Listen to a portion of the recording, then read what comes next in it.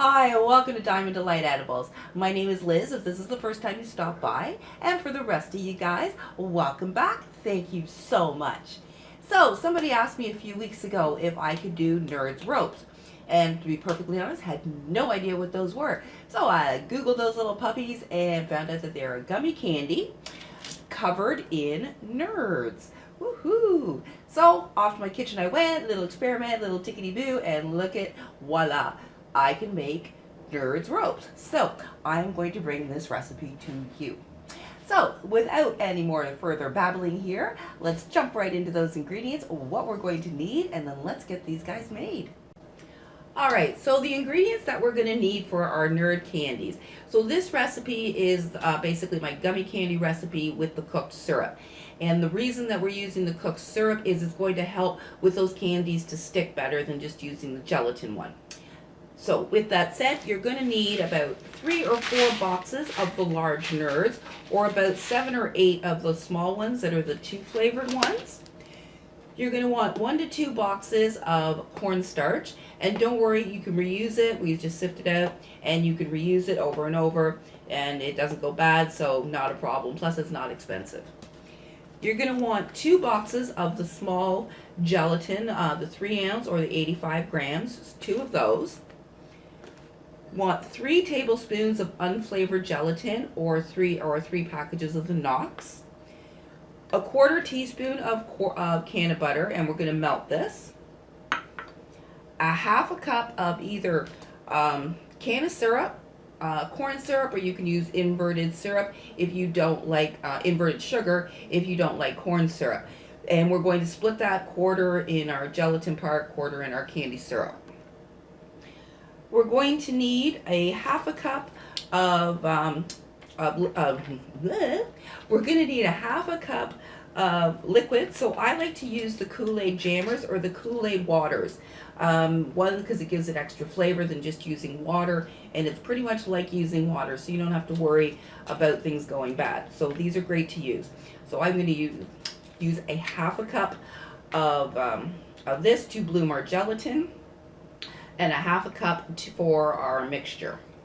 Then for additional flavoring, I know these can be a little bit difficult to get, is I use 2 tablespoons of drink crystals. So I get these at the Bulk Barn from spring onwards. They have them during spring and summer. During the winter they don't carry them, or other bulk stores may carry them. Otherwise, you can just use the Lorann's oils if you want to add some additional flavoring. But it's not really required because of all the nerds on it. So it's not that big of a deal. And that's everything that we need for the gelatin part. For our cooked syrup, we need 1 cup of sugar. And again, if you've got canned sugar, you can divide that up, a 1/4 cup of canned sugar to 3/4 of a cup of regular sugar. As long as you equal 1 cup of sugar, doesn't matter. A 1/4 cup of water, and a 1/4 cup of our corn syrup and or canna syrup. That's it for our syrup. Oh, sorry, and a 1/4 teaspoon of citric acid goes into our cooked syrup as well. Then for the glue that they use to stick on top, technically nerds, the nerds use Confectioners Glaze. Unfortunately, being in Canada wasn't the easiest for me to get, but an alternative for an edible glue and glaze is to use Tylose powder and water. So I'm going to show you how to do that, and this is what you're going to need to make this up a day before. But it's super easy. It just needs that time to do whatever it needs to do. But it works great if you can't get the Confectioners Glaze. And then to make our edible glue, we're also going to need 1 cup of water. That is all the ingredients that we are going to need. Let's get into that equipment. There's a little bit of equipment this time. So let's get into that equipment, and then let's get these made. Alright, so the equipment that we're going to need is a double boiler. If you don't have a, quote, double boiler, you can always just use a metal bowl that will fit securely into the pot and has enough room on the bottom for water without touching. You're going to need another small or medium saucepan for our syrup. Going to need a candy thermometer, digital or the one that you hang on, doesn't matter. couple of spatulas. You're gonna need, oh, it bounces. You're gonna need a pastry brush. And I'm gonna use a funnel for putting it into our molds.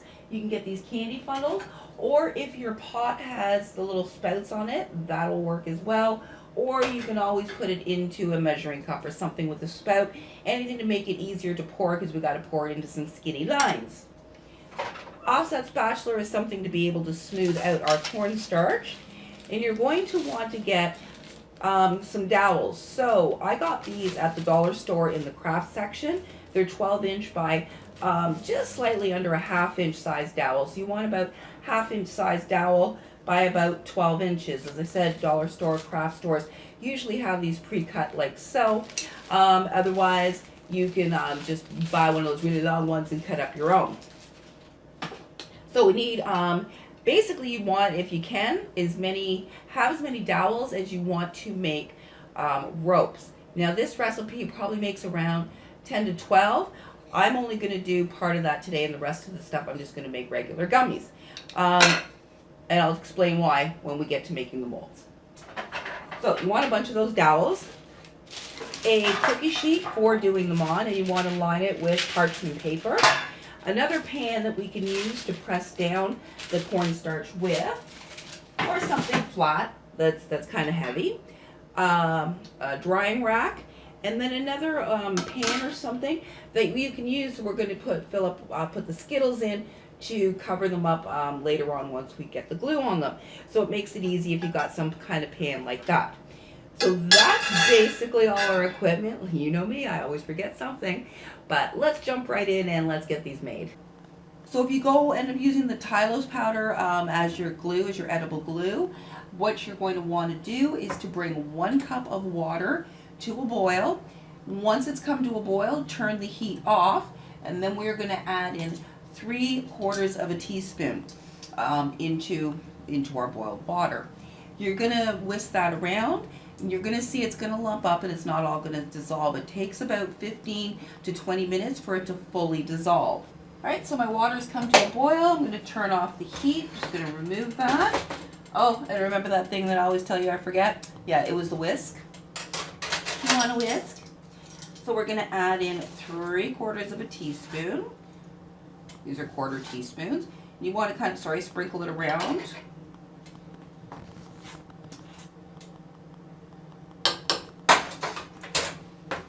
Like so. And then you're going to whisk it. And it's going to stay lumpy like that for a while. And every 2-3 minutes, you're going to come back and whisk it around. And you'll notice every time you come back, more and more will be dissolved. And as I said, it takes about 15-20 minutes for it to fully dissolve. Once it has, you're going to put it into the refrigerator. You're going to let it cool first, then put it into the refrigerator overnight, and the next day you're good to go.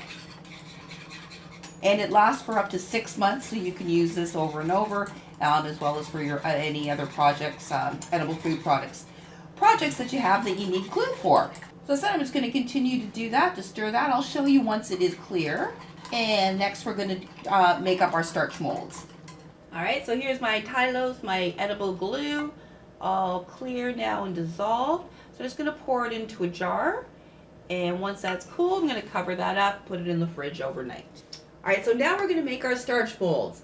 And starch molds are what they use in candy manufacturing.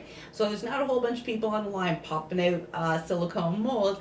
They use these huge plates with cornstarch.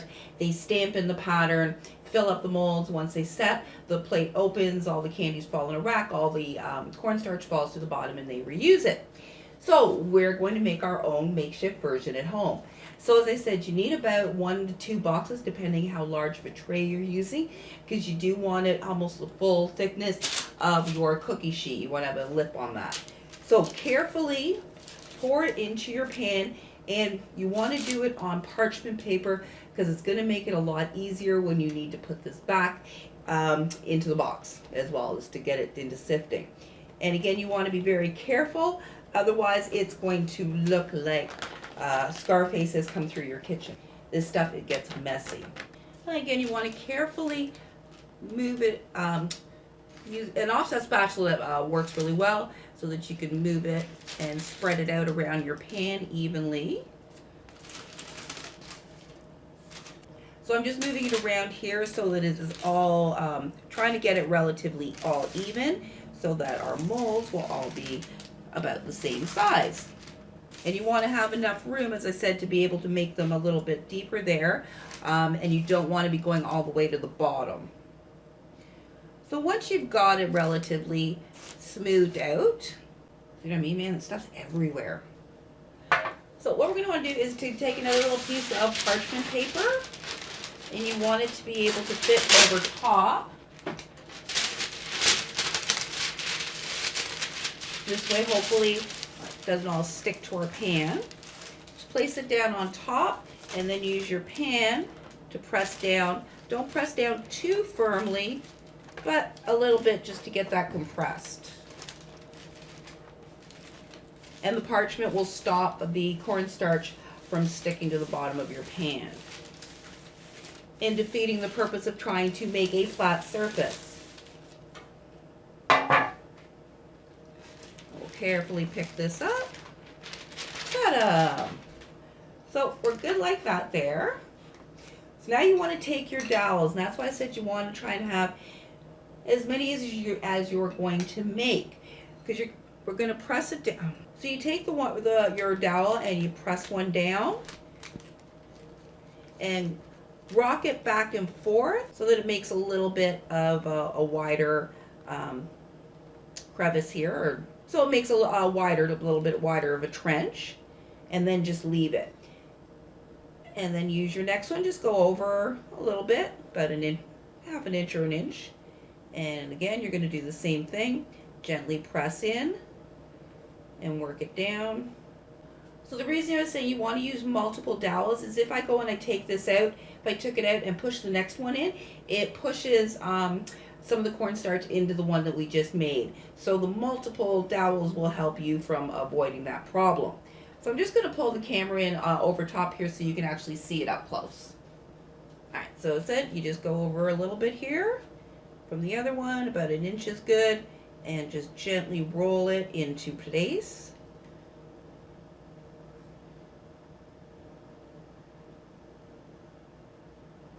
Now, if you don't have as many as you're going to, like you can see, like I don't, I'm now going to take my first one. So grab it from end to end with your fingers like so that you don't interrupt your mold. And now I can move that one there without interrupting that one. And then the same thing. Carefully take this one and here. Now we're going to get one of our box of nerds. Just put them into a bowl or something for you to make it easy. We're going to fill up our little trenches here with our nerds. I'm just going to pour my nerds all into the jar here, a bowl here. A jar from a bowl today. And just grab some with your fingers and gently drop them, fill up the trench there. And you're just going to drop them along the bottom. Don't fully fill it up. We just want to line the bottom of it. And then anywhere where there's naked spots that were missed, don't worry, because we're going to glue a bunch on afterwards. So going along, fill up my trenches. So removing the dowels, grab them. You should use your fingertips end to end to gently pull them up. Then once you're done filling up your molds there with the nerds, you're going to carefully place the tray into your freezer. So we're going to make our mold nice and cold. So when we drop our candy syrup, it's going to start to solidify and grab onto those candies really quickly. But you want to be very, very gentle because it'll fall easily. And yeah, you don't want to do this all over again. So if worst case scenario, you make a mess of it and you have to redo it, just sift out your cornstarch and your nerds and just redo the process. So the first thing that we want to do is bloom our gelatin. So I've got a half cup of, and this has got to be cold, your liquid needs to be cold.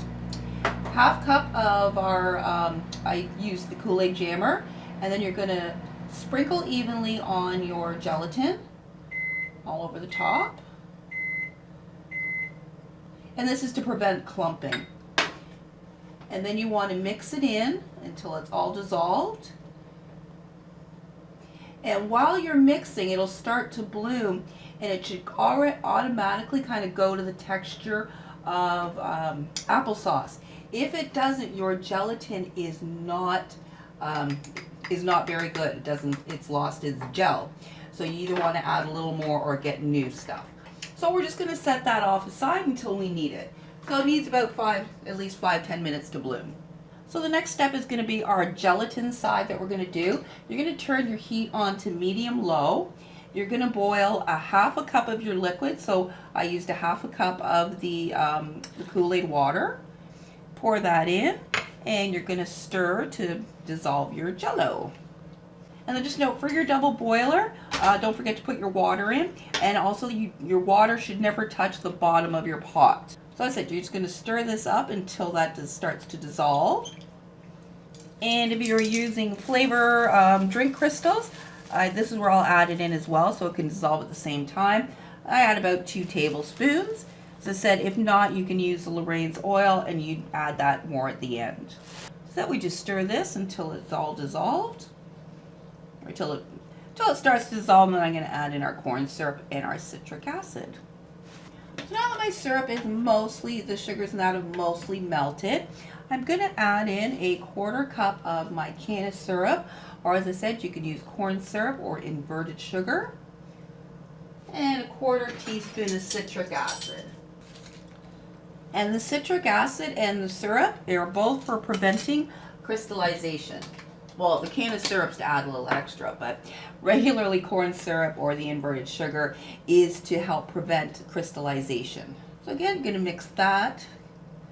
So stir that well until it's all combined and everything's melted together. In the meantime, make sure your cannabutter is melted, and you're going to get your hand blender ready too, because we're going to need that shortly, and your guar gum. So now that our syrup, our gelatin and flavor, and that everything's dissolved, now it's time to add in our cannabutter and our guar gum. So you're going to take your melted cannabutter, throw her in, mix that around just a little bit. Then we're going to use a 1/4 teaspoon of guar gum, and you're going to spread gently or sprinkle it. Try and sprinkle it evenly over the top. Just let it sit for just a moment. And get your hand blender, and we're going to blend her up.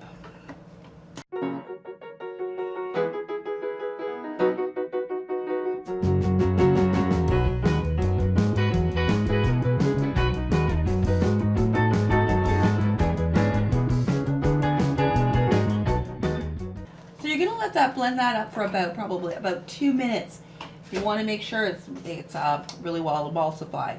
Then, once you're done, just let it sit for a couple of minutes, for about a minute or two, and see if any oil comes to the top or raises to the surface. And you'll be able to tell that the bubbles will start to dissipate. And if there's any oil, if it's not fully emulsified, the oil will come up to the top, and you will notice kind of little oil slicks. If you do see any kind of little oil slicks, just add a little bit more guar gum, no more than about 1/8 teaspoon, and reblend it with the hand blender until that's gone. So you should have one uniform texture. And then just turn off the heat on your gelatin mixture here. There is enough warm water in your pot here to keep your mixture liquefied. Now on to the candy side, the candy syrup side. So for our cooked syrup, you're going to add in your 1 cup of sugar, or your mixture of sugar and Canna sugar. You can add in a 1/4 cup of our Canna syrup, or corn syrup, as I said, use that, or inverted sugar, and our 1/4 cup of water, and a 1/4 teaspoon of citric acid. Mix those together, and you can turn your heat on to high heat. So you're just going to continue to stir this until it begins to boil. Once it starts to boil, you're going to stop stirring that, and we're going to cook it till 280 degrees. So now that it started boiling, it's just started just around the sides here, I'm going to stop stirring at this point, And then I'm just going to check my temperatures every once in a while till we hit 280 degrees. So I don't need to check it right now because obviously we're not going to be there. I'm going to let it boil for a couple of minutes and then I'll check its temperature. So my syrup has been boiling for a couple of minutes. So I just want to see where it's sitting right now. Because we only use a 1/4 cup of water and we're cooking at a high temperature, it will get to the 280 very quickly. So we're already at 270, almost there, just after 2-3 minutes. 280. Once it hits your temperature, pull it off and allow it to cool for till it hits about 240. So I like to set it on a stone, on a natural stone like granite or any natural stone. It helps to pull the heat out quicker. Or if you've got a trivet, that helps as well. So instead, just let that sit until it hits 240. All right, so my syrup now is at the correct temperature. It's down below, just below 240. So now I'm going to add, and the reason you want to do that is if it's higher, it's going to break your gelatin. So we don't want to do that. So now we're going to pour our gelatin syrup into our candy syrup. Get that well mixed well together. And if you found that your candy syrup has solidified on the bottom or along the sides, you can put it on to low heat just to melt that. So you're just going to mix this for about a minute or two till they're both combined. And make sure to get right on the sides because it does like to harden up there. See? And once everything is all nice together and all melted well together, we're going to take our unflavored gelatin. And I recommend kind of break it up into smaller pieces if you can.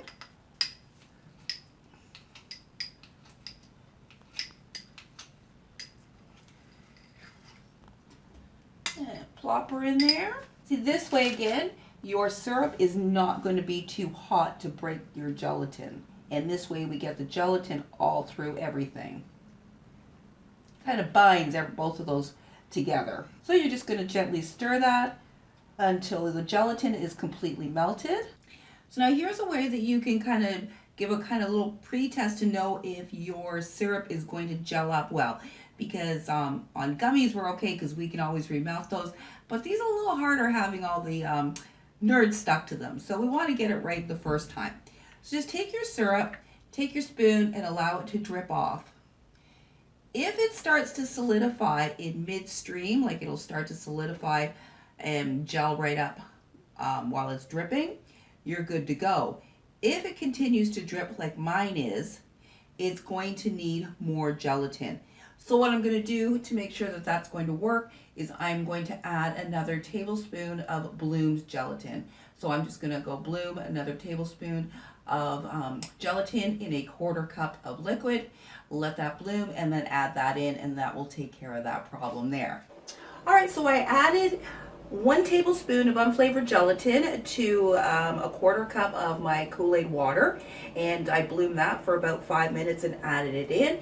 And now you can see how much it's thicker and how it'll start to solidify kind of midstream. And it'll hold there.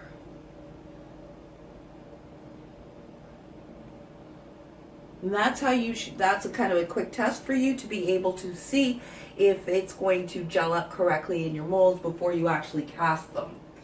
So now I'm going to pour it into my little funnel here. Whoop, shoot. And then just line up with your trench, and you're just going to fill up the trench.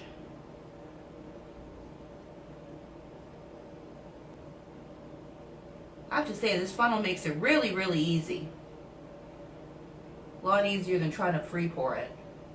That's it, just go along, you fill up all your little trenches, little cavities. And then you can take your nerds. I actually found it's easier to pour them right from the box, so don't bother putting them in a bowl. It's just easier to pour them from the box. Just take off the little lip there so it doesn't get in your way. And I just kind of squeeze it together so you have a little bit of control. They don't all come flying out. And then you just fill up the backs of them.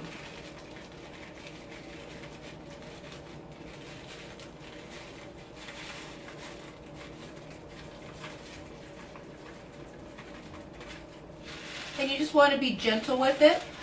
go easy because otherwise they'll come flying out.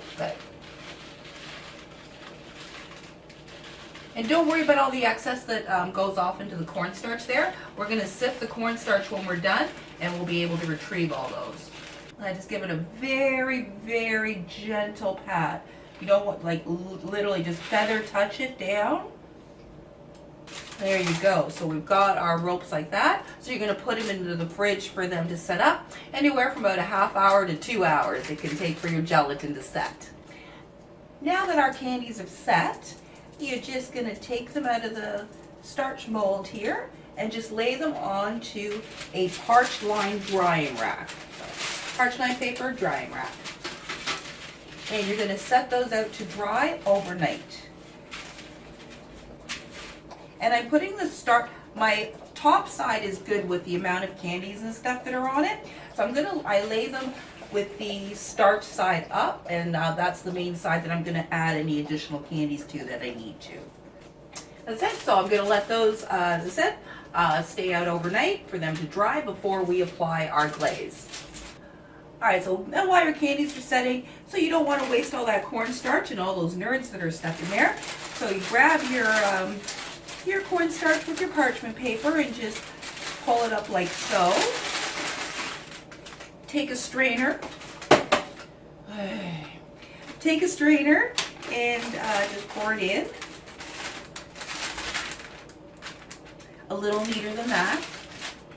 Then you're going to slip your parchment paper back underneath and sift it back onto the parchment. Once you've got all the cornstarch sifted through, just drop your candies off into a bowl here. And then you can get your cornstarch box. Grab your parchment again, fold it in half like so, and carefully pour it back into the box.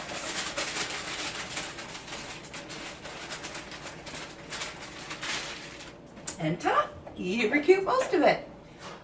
And once your candies are dry, just take them off the rack, put them onto the drying rack, and just slip your parchment paper underneath. This is just going to catch the excess. It's going to catch the excess glaze. So I've done this recipe a couple times using the Tylose. So I would recommend I would recommend going with the glaze. And the reason is the Tylose, because we use water, it makes your candies very wet. It does dry completely, and that's not a problem, but they are very wet and they're very slimy, and it makes them difficult to kind of work with and sticking the extra candies on. So I think the glaze would be a lot better. This you can definitely use if you can't get the glaze, but I think that they said the glaze would be better. So what you're going to do is you're going to grab your pastry brush, dip her in, and just kind of take off a bit of that excess, and you're going to go along and you're going to dab it on your candies, on your rope. And you want to dab it, you don't really want to brush, because it will take the color off of the nerds. They're water soluble, so I think again using the glaze would help that with that issue. So once you get it glazed on, you can fill in the little spots that are missing, and just gently put them on. And don't try and fuss with it too much, because I said they'll just kind of slip and slide off. So just leave them like so. And again, we're just going to dab that on. And again, when they're wet, you don't want to move them, because your ropes can fall apart. They can break apart. So, but I said, once they're dry, they're good. So I know before I said we were going to use a pan to roll them in. I found that method didn't work so well, because I said after one or two it gets really wet and it makes it difficult to roll in. So I found just pouring it right from the box is the best method. And once you're happy with that, you just let them be. And again, you're going to let those dry probably about 12 hours to overnight. Once they're dry, they're good to go. Do not store your candies in Ziploc baggies, especially for gummies. It's not good. You either want to store them in glass jars or in cello bags or the Mylar Ziploc bags. Those work really well. So I said I'm going to let those puppies dry overnight, and I'll show you the finished product. And here's our finished product, so check them out. Look, I hope they look just like the real things. As I said, we don't have them here, so not 100% sure, but looks like it from the pictures. They look like a lot of fun. All right, guys, so I hope you enjoyed that recipe. If you have any other questions or comments, please don't hesitate to put them you know where. And thank you so much for joining me today. You have an awesome rest of your day.